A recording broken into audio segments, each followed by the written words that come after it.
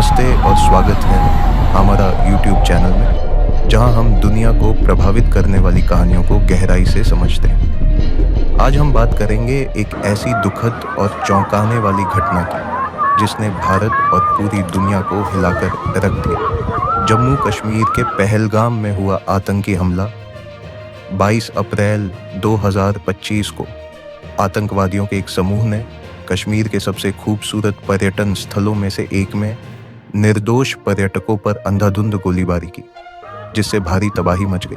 आखिर हुआ क्या था, कितने लोगों की जान गई और भारत सरकार ने इसके जवाब में क्या कदम उठाए? इस वीडियो में हम इस हमले, इसके ऐतिहासिक संदर्भ, मानवीय नुकसान और भारत के साहसिक फैसलों को विस्तार से समझेंगे। साथ ही हम भारत पाकिस्तान संबंधों और कश्मीर के भविष्य पर इसके प्रभाव को भी देखेंगे। लाइक बटन दबाएं और शुरू करते हैं। सब्सक्राइब करना और बेल आइकन दबाना ना भूलें। 22 अप्रैल 2025 को दोपहर करीब 2:30 बजे पहलगाम से 5 किलोमीटर दूर बैसारण घाटी, जिसे मिनी स्विट्जरलैंड के नाम से जाना जाता है, में भयानक मंजर देखने को मिला। यह घाटी अनंतनाग जिले में स्थित पर्यटकों से भरी थी, जिनमें ज्यादातर भारतीय परिवार, नवविवाहित जोड़े और छुट्टियां मनाने आए लोग थे। अचानक सैन्य वर्दी में सशस्त्र आतंकवादियों ने भीड़ पर अंधाधुंध गोलीबारी शुरू कर दी। प्रत्यक्षदर्शियों के अनुसार हमलावरों ने ऑटोमेटिक राइफल्स और छोटे हथियारों का इस्तेमाल किया। कुछ पीड़ितों की धार्मिक पहचान पूछकर खासकर हिंदुओं को निशाना बनाया गया। यह हमला कुछ ही मिनटों तक चला, लेकिन इसका प्रभाव विनाशकारी था। हमलावर जंगल की ओर भाग गए, जिसके बाद भारतीय सुरक्षा बलों ने बड़े पैमाने पर तलाशी अभियान शुरू किया। हमले की जिम्मेदारी द रेजिस्टेंस फ्रंट TRF ने ली, जो पाकिस्तान स्थित लश्कर-ए-तैयबा से जुड़ा एक नया आतंकी संगठन है। TRF ने दावा किया कि यह हमला 1909 में अनुच्छेद 85 के खिलाफ किया गया था। 370 को खत्म करने और कश्मीर में गैर स्थानीय लोगों को बसाने की नीति के खिलाफ था। यह हमला कोई आकस्मिक घटना नहीं थी। खुफिया सूत्रों के अनुसार यह हमला सावधानीपूर्वक योजनाबद्ध था, जिसमें सीमा पार से समर्थन की संभावना थी। लेफ्टिनेंट जनरल KJ ढिल्लन, जो कश्मीर के 15 कॉर्प्स के पूर्व GOC हैं, ने इसे सैन्य सटीकता वाला ऑपरेशन बताया, जो TRF की क्षमता से परे पाकिस्तानी सेना या उसकी खुफिया एजेंसियों की संलिप्तता की ओर इशारा करता है। हमले का समय भी महत्वपूर्ण था। यह अमेरिकी उपराष्ट्रपति JD वेंस की भारत यात्रा के दौरान हुआ, जिससे यह सवाल उठता है कि क्या इसका उद्देश्य भारत को वैश्विक मंच पर शर्मिंदगी में डालना था? साथ ही यह हमला 2008 के मुंबई हमले के एक प्रमुख आरोपी तहव्वुर राणा के भारत प्रत्यर्पण के कुछ दिनों बाद हुआ, जिसे बदले की कार्रवाई के रूप में देखा जा रहा है। हमले का समय पाकिस्तानी सेना प्रमुख जनरल असीम मुनीर के कश्मीर को पाकिस्तान की जुगुलर वैन कहने के कुछ दिनों बाद विश्लेषकों जैसे माइकल रूबिन को यह सुझाव देने के लिए प्रेरित करता है कि उनके बयान ने हमले को हरी झंडी दिखाई हो सकती है।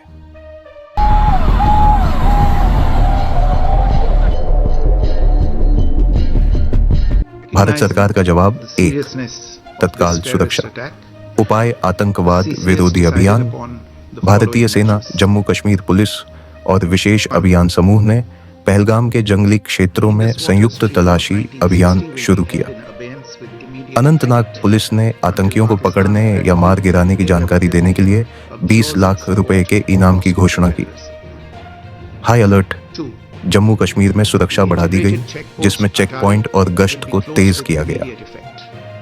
जम्मू कश्मीर सरकार ने बारामूला में PM पैकेज के तहत कर्मचारियों को 27 अप्रैल तक घर से काम करने का आदेश दिया। पूरी मुठभेड़ 23 अप्रैल को हमले के एक दिन बाद भारतीय सेना ने बारामूला के उरी नाला में LOC पर घुसपैठ की कोशिश को नाकाम कर 2 आतंकियों को मार गिराया। 2. राजनीतिक और कूटनीतिक कदम। Cabinet committee on security CC बैठक 23 अप्रैल को PM नरेंद्र मोदी, जो अपनी सऊदी अरब यात्रा बीच में छोड़कर लौटे, ने गृह मंत्री अमित शाह, रक्षा मंत्री राजनाथ सिंह और विदेश मंत्री एस जयशंकर के साथ सीसीएस बैठक की। इस 2.5 घंटे की बैठक में पाकिस्तान के खिलाफ 5 बिंदुओं का एक्शन प्लान तैयार किया गया, जिसमें पाकिस्तानी सैन्य अताशे को अवांछित व्यक्ति घोषित करना शामिल था। सिंधु जल संधि का निलंबन। एक बड़े कदम में भारत ने 1960 की सिंधु जल संधि को अनिश्चित काल के लिए निलंबित कर दिया। पूर्व विदेश सचिव कंवल सिब्बल ने कहा, खून और पानी एक साथ नहीं बह सकते। यह पाकिस्तान पर आर्थिक दबाव बनाने की रणनीति थी। सर्वदलीय बैठक। जम्मू कश्मीर के मुख्यमंत्री उमर अब्दुल्ला ने 24 अप्रैल को सर्वदलीय बैठक बुलाई, जिसमें राजनीतिक एकता प्रदर्शित की गई। 3. पीड़ितों और पर्यटन के लिए सहायता राहत उपाय। केंद्रीय पर्यटन मंत्रालय ने ट्रैवल ऑपरेटरों और होटल मालिकों को रद्द करने की फीस माफ करने और फंसे पर्यटकों की मदद करने का निर्देश दिया। भारतीय एयरलाइंस ने श्रीनगर मार्ग पर अतिरिक्त उड़ानें शुरू की। निंदा और एकजुटता।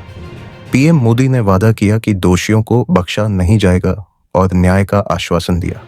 राष्ट्रपति द्रौपदी मुर्मू और अन्य नेताओं ने शोक व्यक्त किया, जबकि अमित शाह ने श्रीनगर में आपातकालीन सुरक्षा बैठक की। 4थी अंतर्राष्ट्रीय कूटनीति। वैश्विक निंदा। हमले की वैश्विक स्तर पर निंदा हुई। अमेरिकी राष्ट्रपति डोनाल्ड ट्रंप, उपराष्ट्रपति जेडी वैंस और यूरोपीय आयोग की अध्यक्ष उर्सुला वॉन डेर लेयन ने भारत के साथ एकजुटता दिखाई। कनाडा, फ्रांस, इजराइल और ईरान ने भी हमले की निंदा की। फ्रांस ने भारत के आतंकवाद विरोधी प्रयासों में समर्थन का वादा किया। पाकिस्तान पर दबाव। भारत ने दिल्ली में पाकिस्तानी राजनयिक को तलब कर विरोध दर्ज किया। तहव्वुर राणा का प्रत्यर्पण इस हमले को भड़काने वाला कारक माना गया। 5. जनता और सांस्कृतिक प्रतिक्रियाएं। राष्ट्रव्यापी विरोध। पूरे भारत में विरोध प्रदर्शन हुए, जिसमें भारतीय युवा कांग्रेस ने दिल्ली में पाकिस्तानी झंडे जलाए। कश्मीरी अखबारों ने पहले पन्ने काले छापे। सांस्कृतिक बहिष्कार। हमले के बाद पाकिस्तानी कलाकारों के बहिष्कार की मांग उठी। पाकिस्तानी अभिनेता फवाद खान की फिल्म अबीर गुलाल भारत में रिलीज नहीं हुई। पूर्व क्रिकेटर श्रीवत्स गोस्वामी ने भारत पाकिस्तान क्रिकेट मैचों को रोकने की मांग की। सरकार का जवाब तत्काल सुरक्षा जरूरतों और दीर्घकालिक रणनीतिक लक्ष्यों को संतुलित करने के लिए था, जो आतंकवाद के प्रति शून्य सहनशीलता और पाकिस्तान के साथ बढ़ते जोखिम को दर्शाता है। कश्मीर का भविष्य। हमले ने कश्मीर की पर्यटन आधारित अर्थव्यवस्था और सुरक्षित गंतव्य की छवि को झटका दिया। नागरिकों पर हमला स्थानीय लोगों में उग्रवाद का डर फिर से जगा सकता है, जिससे हाल के वर्षों की सापेक्ष स्थिरता कमजोर हो सकती है। हालांकि कश्मीरी नेताओं जैसे पीडीपी प्रमुख महबूबा मुफ्ती के बंद के आह्वान ने हिंसा को खारिज किया। भारत सरकार के सामने सुरक्षा कार्रवाइयों और स्थानीय विश्वास जीतने की चुनौती है। पहलगाम आतंकी हमला जम्मू कश्मीर में शांति की नाजुकता की कठोर याद दिलाता है। 26 लोगों की जान का नुकसान, उनके परिवारों का दर्द और एक सामान्य जीवन की ओर बढ़ रहे क्षेत्र में डर का माहौल अतुलनीय है।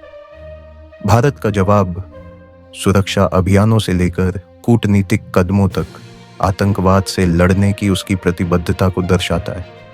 लेकिन यह पाकिस्तान के साथ तनाव बढ़ने की लागत पर सवाल उठाता है। जैसे हम पीड़ितों को याद करते हैं, हमें पूछना होगा, कश्मीर में स्थायी शांति कैसे लाई जा सकती है? अंतर्राष्ट्रीय समुदाय की क्या भूमिका हो सकती है? इस गहन विश्लेषण को देखने के लिए धन्यवाद।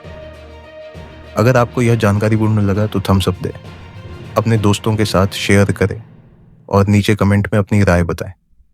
क्या भारत को और सख्त कदम उठाने चाहिए या संवाद ही रास्ता है? अधिक वीडियो के लिए सब्सक्राइब करें और अगले वीडियो में मिलते हैं। जागरूक रहें, उत्सुक रहें